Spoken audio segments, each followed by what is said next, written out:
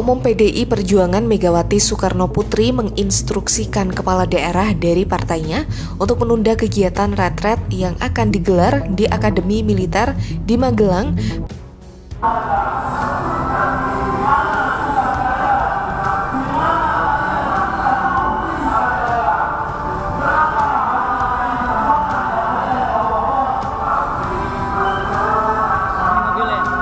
Mobil hitam. Ke pemerintahan yang diundang kepala daerah, yang mengundang presiden. Yang ragu-ragu boleh mundur, karena kita akan jumpa dalam retreat yang akan diselenggarakan. Assalamualaikum warahmatullahi wabarakatuh. Kembali lagi bersama kami di Gibran Day. Sudah lama kita tidak menyapa kalian dan rekan-rekanku sekalian. Semoga sehat selalu dan diberkahkan rezekinya, diberikan keberlimpahan dan kecukupan. Amin ya robbal alamin. Saudara-saudaraku sekalian, kita memang membawakan narasi ini secara santai, namun tensi geopolitik di internal dalam negeri kita sangat-sangat panas.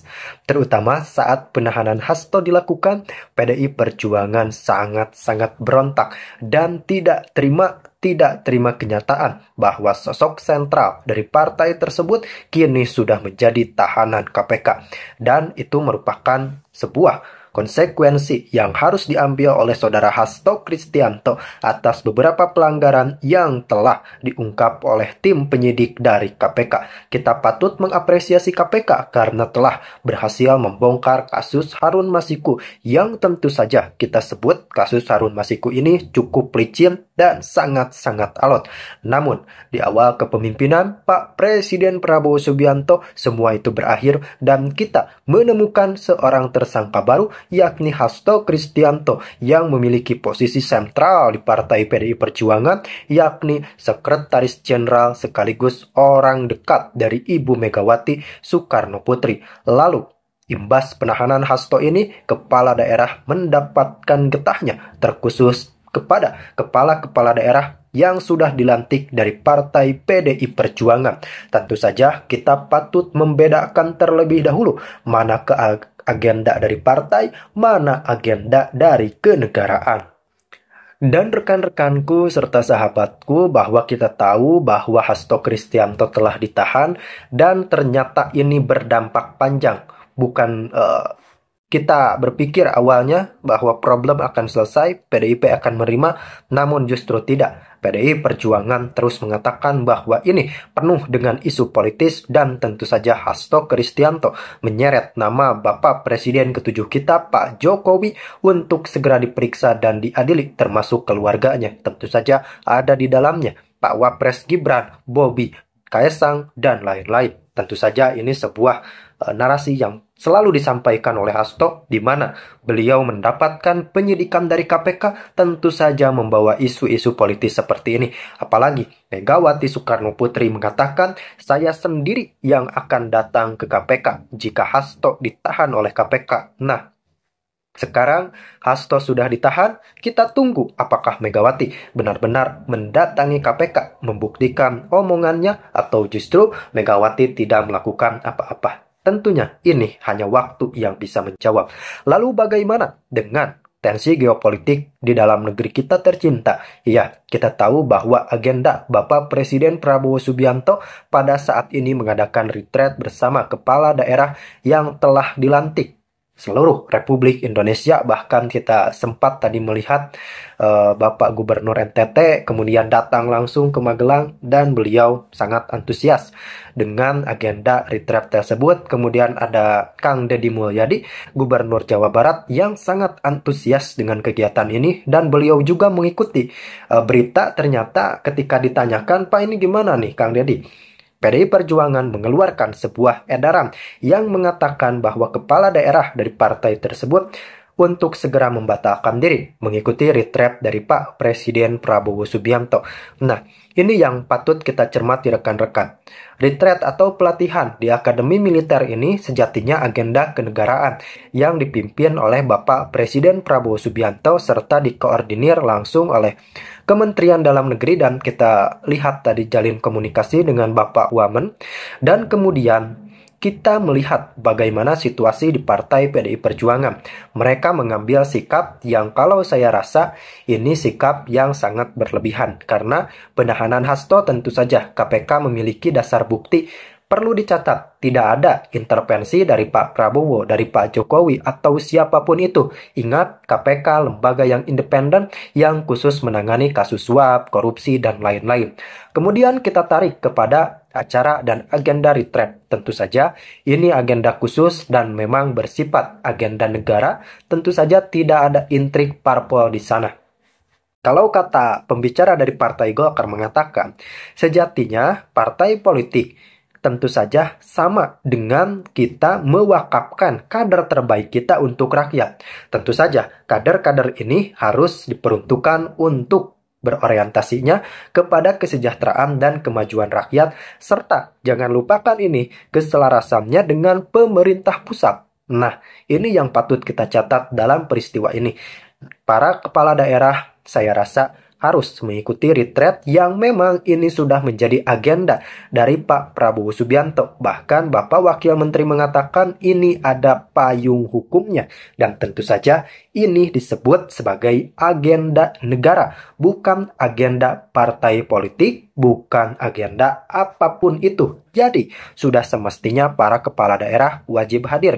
Kecuali memang yang sakit dan lain-lain, tentunya kita bisa toleransi. Dan bagaimana menurut Anda? Apakah sikap PDI Perjuangan menarik diri dari retret yang diadakan oleh Pak Presiden berlebihan? Atau justru ini tindakan yang tepat? Silahkan tuangkan pendapat Anda di kolom komentar. Karena itulah sejak awal saya katakan bahwa sebagai Sekjen PDI Perjuangan, saya dengan kepala tegak siap menerima konsekuensi apapun bagi Indonesia Raya kita. Karena Indonesia dibangun dengan pengorbanan jiwa dan raga. Kita adalah negeri berjuang.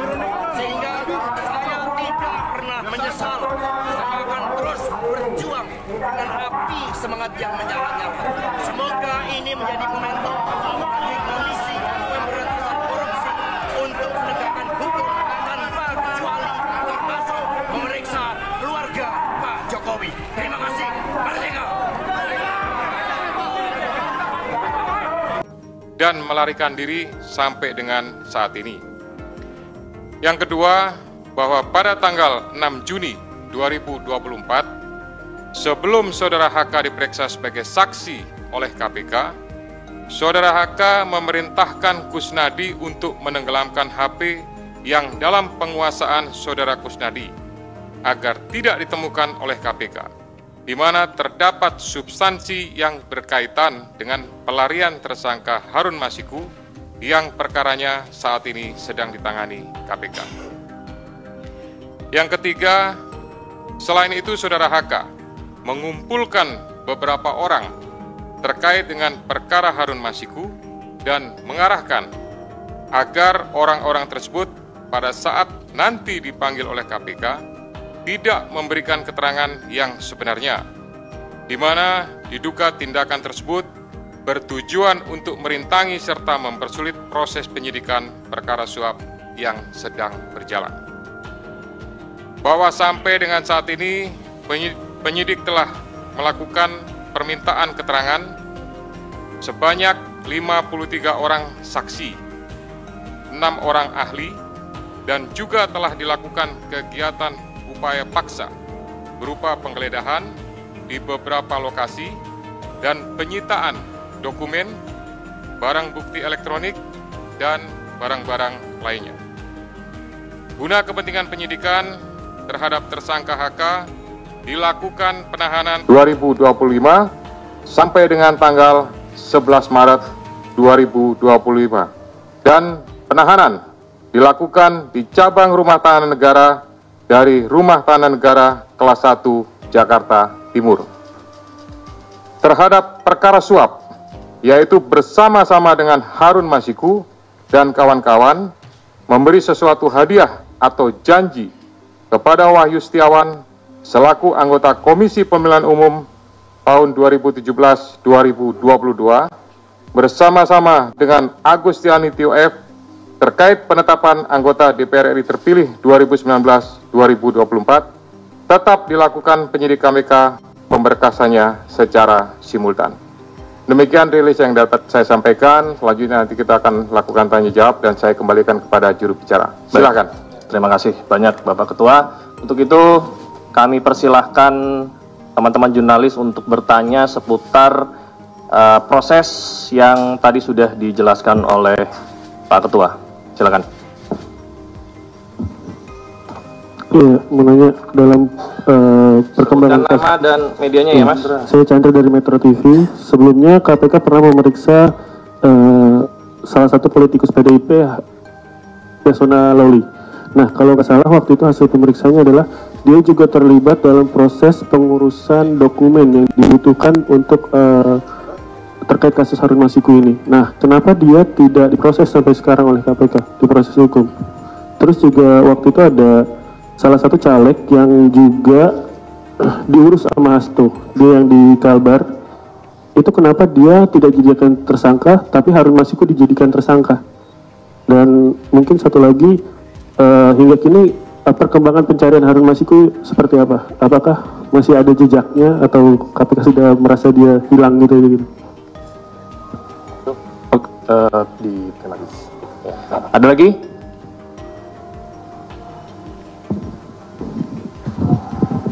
Selamat sore Pak Ketua, Pak Setio, Pak Asep, dan Pak Desa. Saya Rian Pak, malam dari CNN. Mau bertanya Pak, ini kan kalau untuk materi kayaknya udah kebuka semua oleh Biro Hukum di Praper kemarin Pak ya.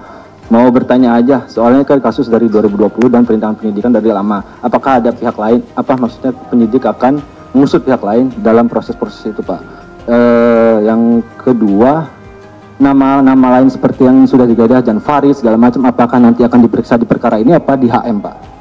Nah, yang ketiga soal HM sendiri Pak, mungkin informasi Pak, karena itu kan tugas atau PR besar dari kalian. Terima kasih. Harun Masiku. Oke. Baik, selamat sore Pak Ketua, Mas Esa, Pak Asep, saya Rahmat dari Merdeka.com. Terkait dengan, sebagaimana ketahui beberapa hari lalu juga, memang Pak HK ini kan mengajukan praper lagi ya ke Pengadilan Selatan. Nah, selanjutnya dengan sudah ditahannya Pak HK ini, apakah nanti untuk proses prapernya bakalan tetap berlanjut atau nanti pada akhirnya menunggu keputusan dari pihak PN Selatan? Terima kasih.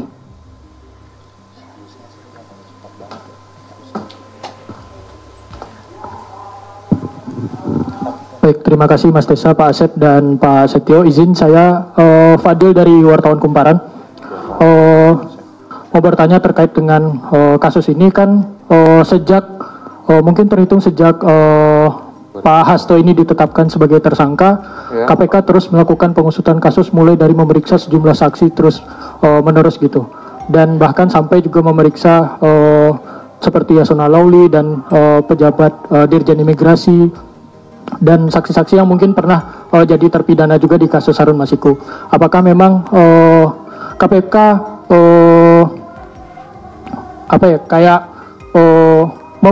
mempercepat kasus ini dan memang menargetkan bakal selesai secepat mungkin gitu? Karena kan kasus ini sudah sejak tahun 2020 gitu. Apakah memang KPK bakal ini menunjukkan KPK mempercepat kasusnya? Terima kasih Pak. Cukup ya? Sudah terwakili ya semuanya ya pertanyaannya? Oke, kami persilakan. Ya, nanti kalau ada lagi. Siap. Baik, terima kasih. Nanti akan dilengkapi oleh Direktur Penyidikan, oleh Pak Asep Guntur. Saya hanya memberikan beberapa poin penting saja.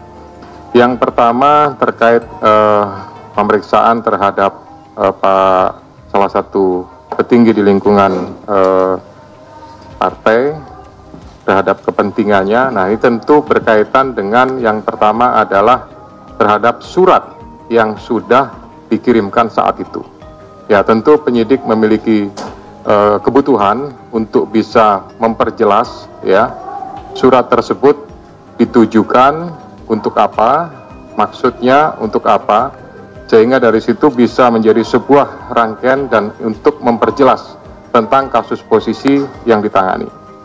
Kemudian yang kedua juga bahwa ini untuk memastikan ya terkait saat itu Harun Masiku pada saat masuk ke Indonesia di Bandara Soekarno-Hatta dipastikan apakah perbuatan yang diduga suap itu pada saat itu bahwa yang bersangkutan memang posisinya sudah ada di Indonesia, lebih tepatnya sudah di Jakarta atau memang belum masuk, sehingga bukan hanya terhadap yang bersangkutan saja, termasuk juga kepada Dirjen Imigrasi mantan yang sudah pernah dipanggil dan diperiksa oleh penyidik.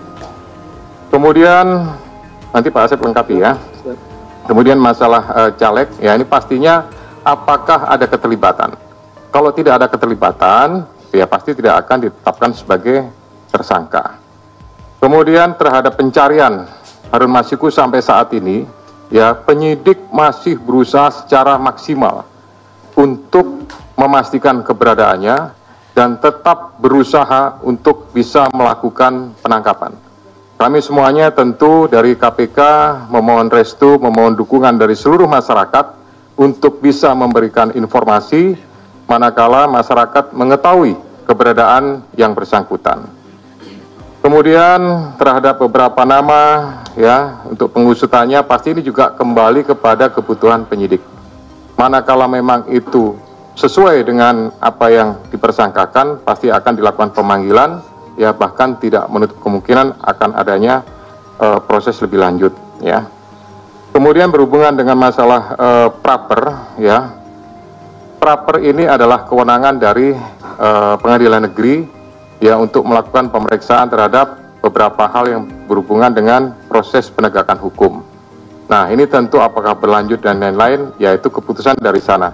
Tapi pastinya dengan adanya gugatan tersebut, kami dari KPK memerintahkan khususnya kepada Biro Hukum untuk mempersiapkan tim ya dan mempersiapkan materi jawaban sebagaimana yang sudah dilakukan pada praper sebelumnya.